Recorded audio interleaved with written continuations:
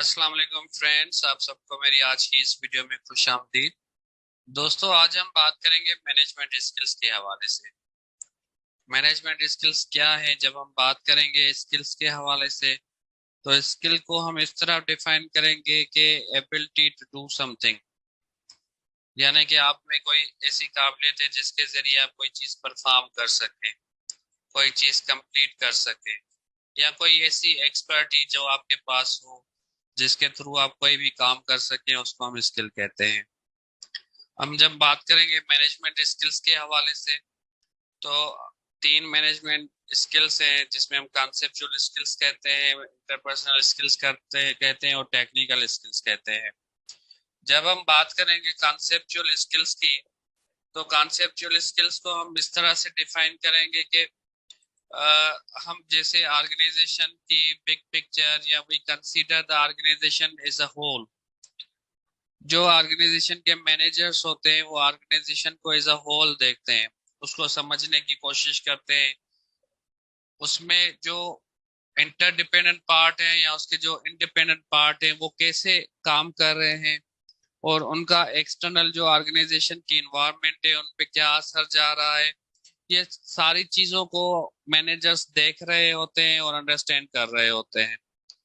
जैसे कि हम कह रहे हैं कि कोई प्रोजेक्ट है, उसको इनिशिएट करना है ऑर्गेनाइजेशन में, तो मैनेजर्स उस प्रोजेक्ट को डायरेक्टली स्टार्ट नहीं करते, डायरेक्टली उसको जो है वो इनिशिएट नहीं कर देते, बल्कि वो क्या करते हैं कि वो पहले इन सवालों का जवाब ढूंढते हैं कि ये प्रोजेक्ट हम क्यों कर रहे हैं, इस प्रोजेक्ट का क्या मकसद है, इस प्रोजेक्ट का ऑर्गेनाइजेशन में क्या काम है, इस प्रोजेक्ट का ऑर्गेनाइजेशन की इन्वायरमेंट पे क्या असर पड़ेगा, इस प्रोजेक्ट के कंप्लीट होने के बाद कौन कौन से ऑर्गेनाइजेशन को बेनिफिट्स होंगे।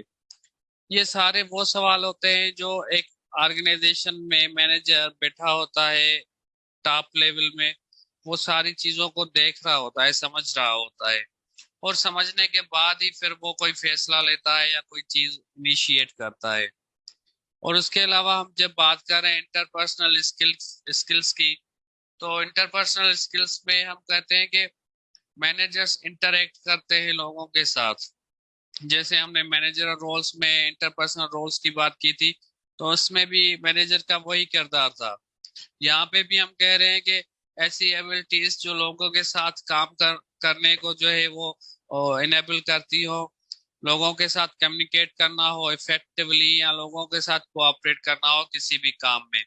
तो इस तरह की जो भी स्किल्स होती है उनको हम इंटरपर्सनल स्किल्स कहते हैं, क्योंकि इसमें मैनेजर्स का ज्यादातर जो वाबस्तगी होती है वो एम्प्लॉयज के साथ होती है, लोगों के साथ होती है, तो वो उनके साथ काम करते हैं, उनको डायरेक्ट करते हैं, उनके उनको गाइड करते हैं, उनके साथ कम्युनिकेट करते हैं इफेक्टिवली। क्योंकि कम्युनिकेशन का इसमें बहुत अहम किरदार होता है। अगर कम्युनिकेशन नहीं हो पाएगी इफेक्टिवली तो फिर चीजें इधर की उधर हो सकती हैं, और फिर उनके साथ काम में कोऑपरेशन भी करना पड़ता है। और तीसरा कहते हैं हम टेक्निकल स्किल्स।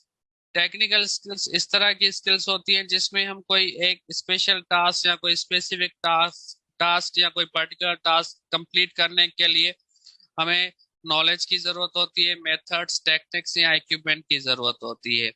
जैसे मैं आपको मिसाल दूं कि अगर कोई गाड़ी खराब हो जाती है तो हम मैकेनिक के पास ले जाते हैं, तो वो स्पेसिफिक जो टास्क है वो मैकेनिक मैनेजर ही उसको कंप्लीट कर सकता है।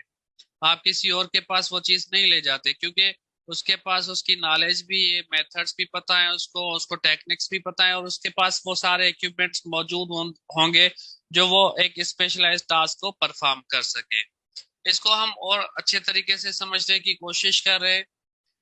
ये हमने लिखे हुए हैं मैनेजर जो है वो स्किल्स को हमने यहाँ पे लिखा हुआ है टॉप मैनेजमेंट के हवाले से।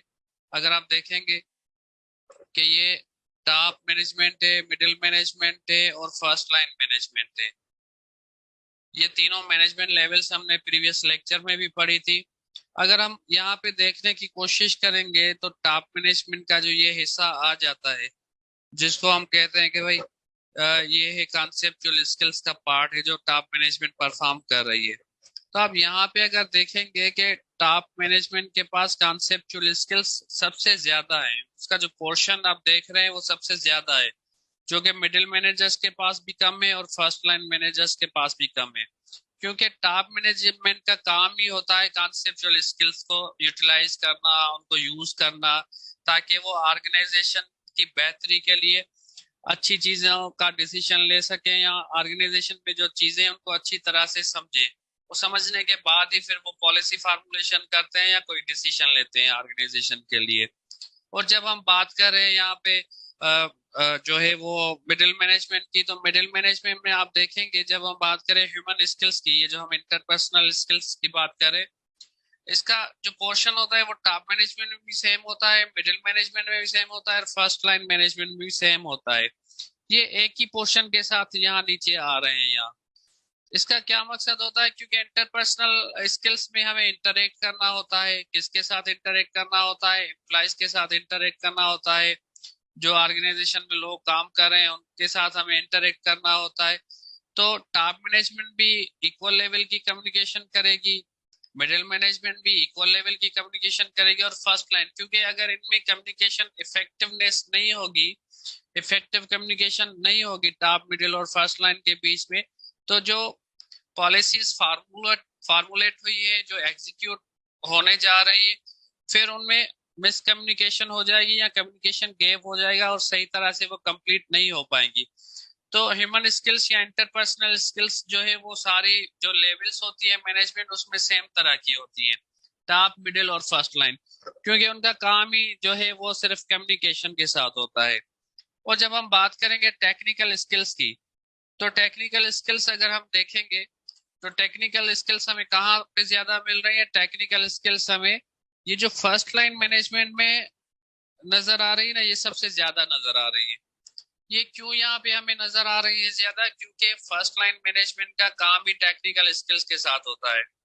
एक टॉप मैनेजमेंट का बंदा जो है वो कॉन्सेप्चुअल स्किल्स यूटिलाइज करके ऑर्गेनाइजेशन को समझ के पॉलिसीज बना तो सकता है, लेकिन उसको इम्प्लीमेंट करने के लिए या पर्टिकुलरली एक स्पेशलाइज्ड टास्क परफॉर्म करने के लिए किसी और बंदे की जरूरत होगी, क्योंकि उसके पास वो एबिलिटीज नहीं होती टेक्निकल के उनके साथ वो कंप्लीट कर सके किसी भी चीज को। उनका काम सिर्फ पॉलिसीज बनाना होता है, ऑर्गेनाइजेशन को समझना होता है, एनवायरनमेंट को समझना होता है। लेकिन जब हम बात करेंगे फर्स्ट लाइन मैनेजमेंट की, तो उनके पास टेक्निकल स्किल्स ज्यादा होते हैं, स्पेशल नॉलेज स्किल्स और मेथड्स होते हैं, टेक्निक्स होते हैं, इक्विपमेंट्स भी इनके पास मौजूद होते हैं। जैसे मैंने आपको एग्जांपल दी गई, मैकेनिकल है इन मैनेजर है, मैकेनिक मैनेजर है, तो वो गाड़ी हम उसके पास ले जाएंगे, उसको सारी चीजों का पता होगा। एक इलेक्ट्रिशियन है, उसको सारी चीजों का पता होगा। जब टॉप मैनेजमेंट पॉलिसीज बनाती है तो इम्प्लीमेंट तो फर्स्ट लाइन मैनेजमेंट ही करवाती है। वो स्पेशल अपनी टेक्निक्स इस्तेमाल करते हैं जो उनके पास होती है, पर्टिकुलरली उनको उनके बिहाफ पे हायर किया जाता है ऑर्गेनाइजेशन में, और वो उन टेक्निकल स्किल्स का इस्तेमाल करके पॉलिसीज को एग्जीक्यूट करवाती है नॉन मैनेजरल जो स्टाफ होता है उसके साथ। तो हमें ये ज्यादा टेक्निकल स्किल्स इस वजह से जो है वो फर्स्ट लाइन मैनेजमेंट में नजर आ जाती है, क्योंकि एक टेक्निकल टास्क है, कंप्यूटर ऑपरेटर हो गया, कोई मशीन ऑपरेटर हो गया, इस तरह के जो लोग होते हैं उनमें टेक्निकल स्किल्स ज्यादा पाई जाती है। तो आगे हम इसको और समझने की कोशिश करते हैं कि जैसे किसी को कौन सी स्किल की जरूरत है। अब ये यहाँ पे देखें और वाज़ेह तरीके से ये डिफाइन किया गया है।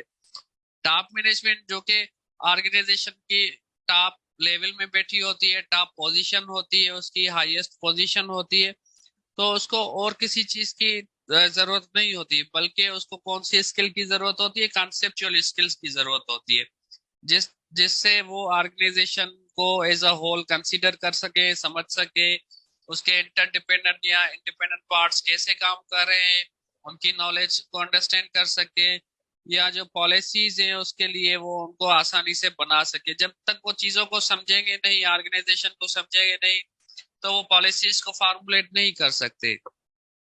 उनका काम ही सिर्फ और सिर्फ पॉलिसीज बनाना होता है। और जो मिडिल मैनेजमेंट होती है उनको ज्यादा से ज्यादा कौन सी स्किल्स की जरूरत पड़ती है? Human skills. लेकिन हम कह रहे हैं मिडिल मैनेजर्स तो ये ब्रिज का काम कर रहे हैं between the top management and the middle management. ये सब ब्रिज का काम कर रहे हैं टॉप मैनेजमेंट और मिडिल मैनेजमेंट के लिए। ये देखें, ये बीच में आ रहे हैं, इनका टॉप मैनेजमेंट और सुपरवाइजरी और जो ऑपरेशन मैनेजमेंट है इनके साथ ब्रिज का कनेक्शन होता है। और हम ये कहते हैं कि मिडिल मैनेजमेंट को सबसे ज्यादा ह्यूमन स्किल्स, हालांकि टॉप मैनेजमेंट और सुपरवाइजरी मैनेजमेंट को भी ह्यूमन स्किल्स की उतनी जरूरत पड़ती है, लेकिन ये सबसे ज्यादा इस्तेमाल किस लेवल में होती है? मिडिल मैनेजमेंट में होती है, क्योंकि टॉप वाले भी मिडिल मैनेजमेंट के साथ कम्युनिकेट करते हैं और लोअर फर्स्ट लाइन वाले भी मिडिल मैनेजमेंट के साथ। टॉप वाले डायरेक्टली फर्स्ट लाइन के साथ कम्युनिकेशन में नहीं आते और फर्स्ट लाइन वाले डायरेक्टली टॉप मैनेजमेंट के साथ कम्युनिकेशन में नहीं आते। इसलिए हम कहते हैं कि मिडिल मैनेजमेंट को जरूरत है ज्यादा से ज्यादा ह्यूमन स्किल्स की। हालांकि सब में इक्वल है और भी इक्वली कम्युनिकेट करते हैं, लेकिन ये ब्रिज का काम कर रहे होते हैं, इसलिए हम कह रहे हैं। और जो सुपरवाइजरी या ऑपरेशन मैनेजमेंट होती है उनको सबसे ज्यादा किस चीज की जरूरत होती है? टेक्निकल स्किल्स की, क्योंकि उन्होंने स्पेशलाइज टास्क परफॉर्म करना होता है, ऑर्गेनाइजेशन की पॉलिसीज को एग्जीक्यूट करना होता है। तो ये तीन टाइप्स हो गई हमारी मैनेजमेंट स्किल्स की, और हमने इनको लेवल के हिसाब से भी समझा है। मुझे उम्मीद है कि आपको ये आसानी से समझ आ गया होगा। आप मुझे कमेंट में बता सकते हैं कि कैसी लगी आपको ये वीडियो। इंशाल्लाह मैं बहुत जल्द दूसरी वीडियो के साथ आपकी खिदमत में हाजिर होऊंगा। तब तक के लिए खुदा हाफिज।